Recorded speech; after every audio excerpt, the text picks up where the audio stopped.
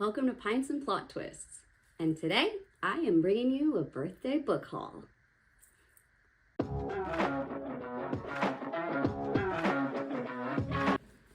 So my birthday has passed a couple of weeks ago, but it is in February, and for my birthday this year I pretty much just wanted books. I bought most of these for myself because treat yourself, it's my birthday, you should treat yourself too. And so I mostly got money, which I'm at that age where people are kind of like, if you want something, you'll just buy it yourself. Here's some money, go buy stuff yourself. But my husband did get me some books. So I'm going to go through those. I'm going to go through my subscription books. I'm going to go through all the random things I picked up today. And I hope you will find something maybe you'd like to pick up. Or maybe you've read some of these books and you want to tell me how amazing they were or how terrible they were. But if they were terrible, do let me know in the comments so I know what I'm getting myself into. First off, we gotta crack this beer. Today I am drinking a Fairweather Super Pale Ale, and I just love this can. Fairweather is in Toronto. I love this can. It's so haunted house-esque. You've got the melting candles, you've got the screaming women, and this one it gave me such good horror, fantasy, Dracula vibes that I thought it would be the perfect thing to drink for my birthday. My birthday is long past, but it is still February as I'm filming this. So let's get started.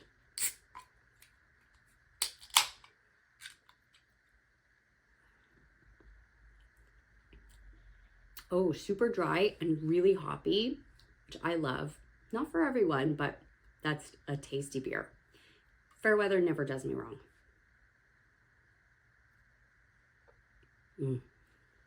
All right, let's get into the books, because I know that's what you're really here for, right? Beer drinking's just a fun bonus. So first up, my husband got me the first two books in the Hyperion series by Dan Simmons. This is sort of an epic fantasy sci-fi series. I don't really know what it's about. The back is kind of confusing what it's about. It's a far off world, but I've read a couple of Dan Simmons books and really enjoyed them, even though they're not my usual kind of fare. And the Hyperion series is very famous. It's one of his older set of books. I'm dying to read The Terror by Dan Simmons as well before I watch the Netflix series. So if you are interested, this is actually the same author who did The Terror, which is about a group of Arctic explorers and based off a true story. These are not.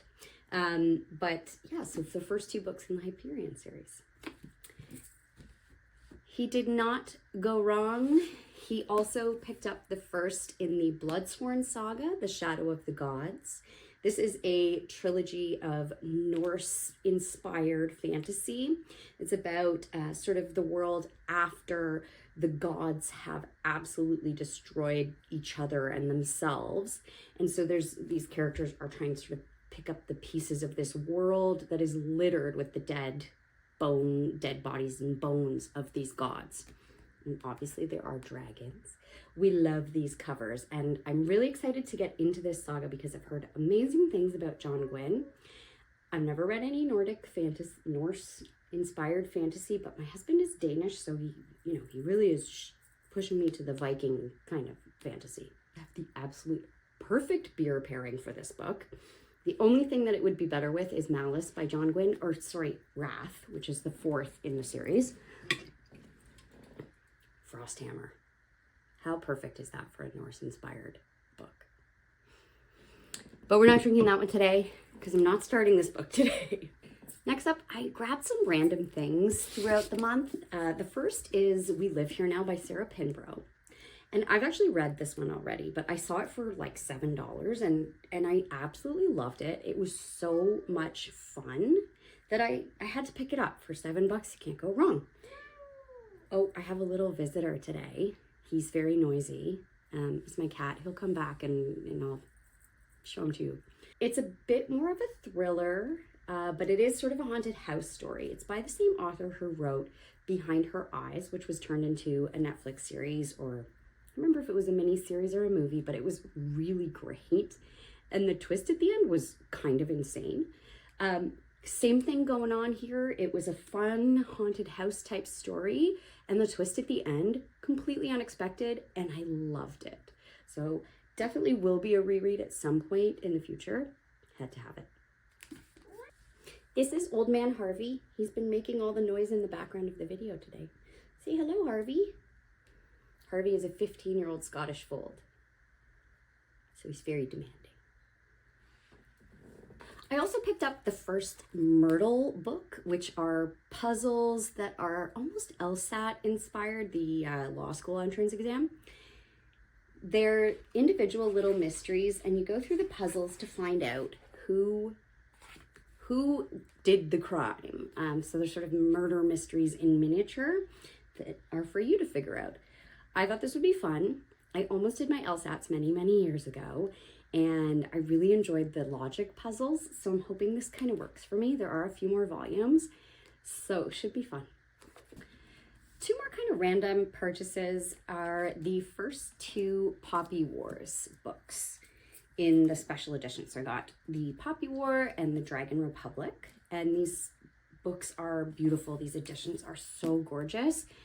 And at my bookstore in Canada, they were more than $50 each, but I found them for $35 each. So I grabbed them, but you can see they're like gorgeous sprayed edges, fire, water. I'm not sure what the next one is, but maybe earth. It's a trilogy. It is a fantasy. It's sort of an ancient, I think Chinese inspired fantasy of this Poppy War. I'm a little hesitant. These are gorgeous. They're more trophy books than maybe books I'll actually read. But I just read Catabasis by R.F. Kuang, and it was fine. I've heard wonderful things about the Poppy War, not so good things about the Dragon Republic, and then the third book in the series I've heard terrible things about. So these may end up being trophy books rather than things I actually read. Do you know what I'm talking about when I say trophy books? Books that you just need to have on your shelf because they're so beautiful. Yeah, I'm a sucker for a fancy cover.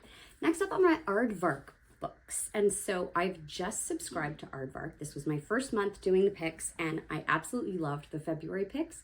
So, and I've kind of been eyeing some of the older things, so I finally decided it was time to bite the bullet and subscribe.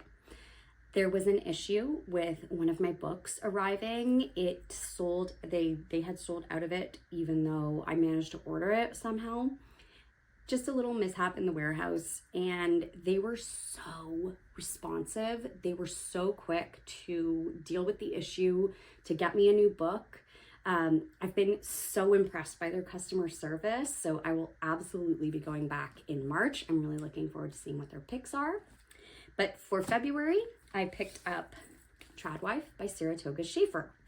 And this is about a woman who is a Tradwife influencer. You know the type. And she will do anything to have the perfect baby to go with her Tradwife image. And when I say anything, I mean anything. So I'm kind of excited for this. It looks super creepy. The only thing is Tradwife horror is kind of the theme this year. I think there is actually another book coming out called Tradwife, and there's a few in that similar vein. It sounds like it'll work for me. I think it's the kind of thing I'll really enjoy.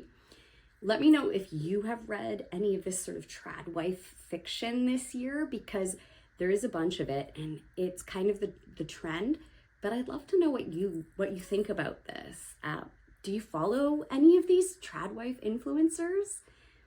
I find them a little bit freaky. I love working. I love having a job. I love my job. So the idea kind of boggles my mind a little bit, but maybe it's something you dream of, and maybe it's something you feel privileged to do. Not me. So we'll see how this works for me. My other Aardvark book pick this month was Coffin Moon by Keith Rawson. I have also got Fever House by Keith Rawson, but I haven't read it yet. It's somewhere up here. And I've heard incredible things about this. This is a vampire road trip book. I've heard it's actually really quite scary, and I love to be scared. So I'm really interested to see how this goes. I don't find vampires to be the scariest things in the world. Perhaps that's because I was such a Buffy fan growing up, but we'll see. Vampires not usually my thing, so I'm willing to be proven wrong though. Next up, I got another series starter, which is Jade City by Fonda Lee. I also found on sale Jade Legacy, which is the third book in the series by Fonda Lee. It is the Greenbone Saga, it's called. This is a mafia fantasy, sort of Asian triad inspired mafia fantasy. I have, again, never read anything mafia inspired. I know it's really popular right now, so I figured maybe it's time for me to get into this, but I've heard wonderful things about this. And as I've said before, I'm really trying to expand my horizons, read more BIPOC fiction, read outside of my comfort zone, and I'm really excited to get into an epic fantasy series that is written by a woman, because I have not read one yet. So I will be doing shortly a vote for you to tell me which fantasy trilogy I should read. Is it going to be the Bloodsworn Saga by John Gwynne? Is it going to be the Greenbone Saga by Fonda Lee? There's a couple of other options we'll be talking about, so I hope that you will help me pick which fantasy trilogy I should read this year. A couple more things I picked up this month. One of them is Ghost Story by Peter Straub.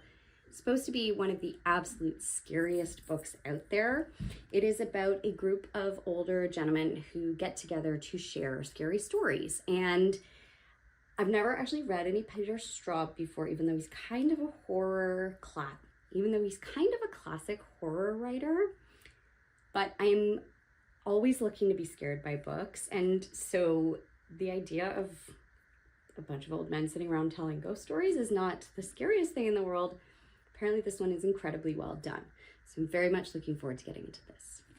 Some of my most recent pickups are Your Favorite Scary Movie, which is actually a nonfiction about the Scream franchise. And if you are like me and you like kind of scary stuff, but you also like humorous stuff, you loved the Scream movies. And they're so both nostalgic and also something I keep coming back to again and again. I loved those movies so much. I still love them. The new one is coming out shortly, and I'm excited to see Sidney Prescott back in action. So Ashley Collins has written this book, and it is all about the making of the Scream franchise, where it came from, how it came to be, and how it endured for so long, and how it's just continued to make these bangers of horror movies. So I'm trying to do some nonfiction here, but it's nonfiction horror, so I think it'll be a lot of fun to read this. Next up is Our Wives Under the Sea by Julia Armfield. And this is about a woman who goes in deep sea diving for her work, and she comes back and her wife realizes that something is off with her since she came back. I'm terrified of underwater stuff. It is my nightmare to go scuba diving, so anything kind of underwatery always gets to me. I think this is probably a bit more of a slow burn, but we'll see. I am interested to see if I like Julia Armfield's writing or not. I mean, she has an awesome name, so can't go wrong. Next up, I picked up the brand new release from Catriona Ward. I have all of her books. I've read most of them except for Little Eve here. They are so twisty and turny and never what you expect. Her earlier book, The Last House on Needless Street, actually features the POV of a cat in some chapters, which I loved, being a very obvious cat person myself. But Nowhere Burning is her latest, and it is literally just came out this week. It is about two runaways, a brother and a sister, who go out to find this ranch for runaways. It's sort of a famous place where runaways go. It's almost like a Peter Pan type of thing. So it's supposed to be kind of dark fairy tale-esque. But knowing Katrina Ward, it's going to be super twisty and you're going to have no idea where it's going. Her book, Sundial, was one of my absolute best reads last year. I loved it.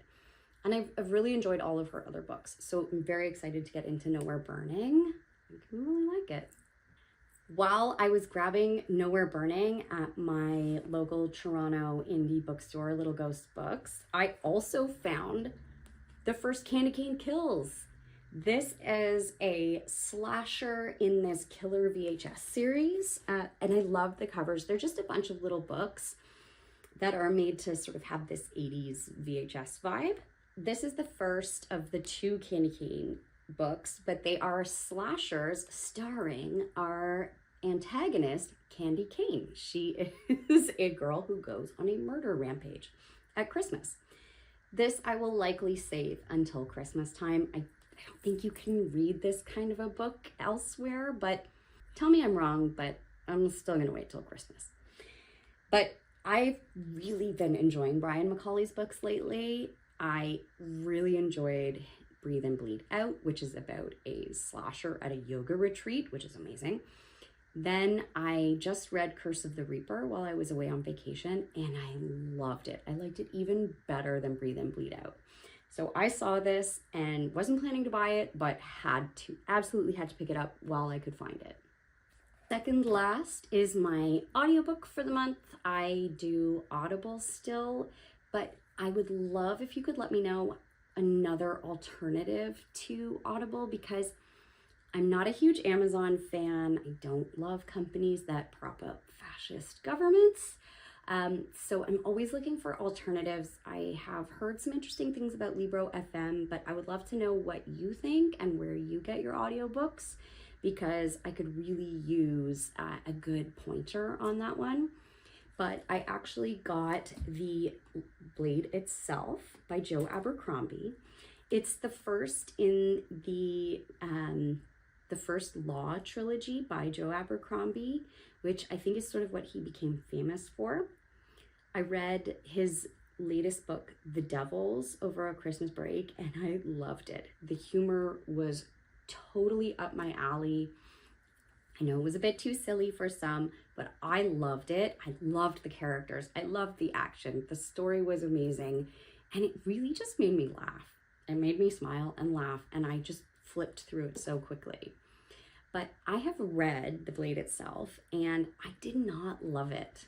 I barely remember it because it's probably been about 15 years since I read it, but I remember not really enjoying it, not having a good time with it. I'm kind of convinced that it might have been my age. I just wasn't quite there yet. And now that I have enjoyed his other books so much, I think it's time for me to go back and reread The Blade Itself.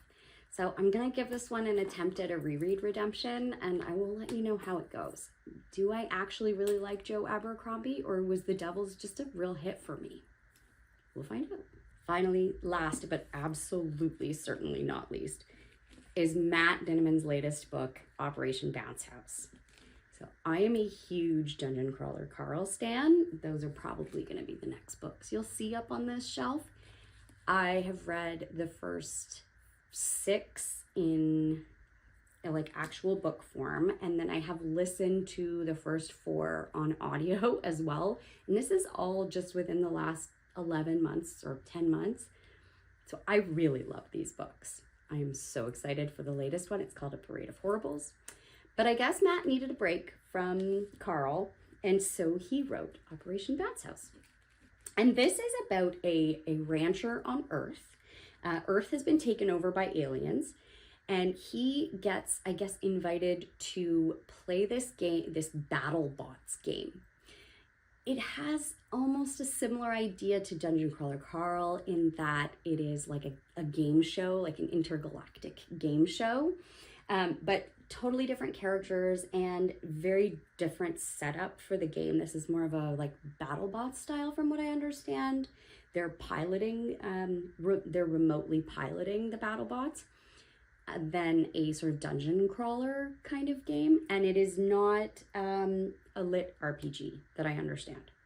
So if you don't like lit RPG, I still really encourage you to give Dungeon Crawler Carl a chance, because I loved the book. The characters are incredible, and this grander story outside of just the dungeon levels really unfolds from book 2 onwards. So do give it a try, even if you're not sure about lit RPG. And if you really don't want to do it, pick up Operation Bounce House. I think it's going to have really the very same kind of humor and action and tension, but also one thing that Matt Dinniman does so incredibly well is characters with a lot of heart and personality. And if you know Princess Donut, you know exactly what I'm talking about. So I really hope this has the same vibes with a different story, and I will absolutely be reading this sooner than later. This might be one of the first ones I pick up out of this stack, to be honest, just because I'm so excited about it. Your time.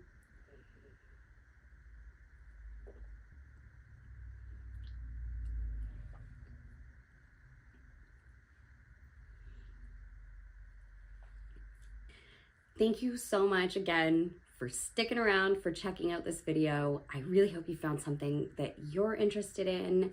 If you want to talk about any of these books, hit me up. I am so willing to do that. I love chatting books. That's why I'm in 3 book clubs. And I cannot recommend Aardvark Book Club enough. I was so impressed with their customer service, how responsive they were, and how quickly they solved my issue. And I love the book selection, and their great quality hardcovers at a really good price.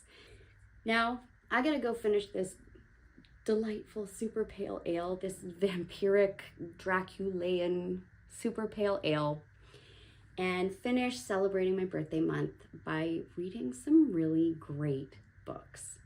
Like, subscribe, give me another shot. I'm so looking forward to chatting with you again. I'll see you in the next chapter. Cheers.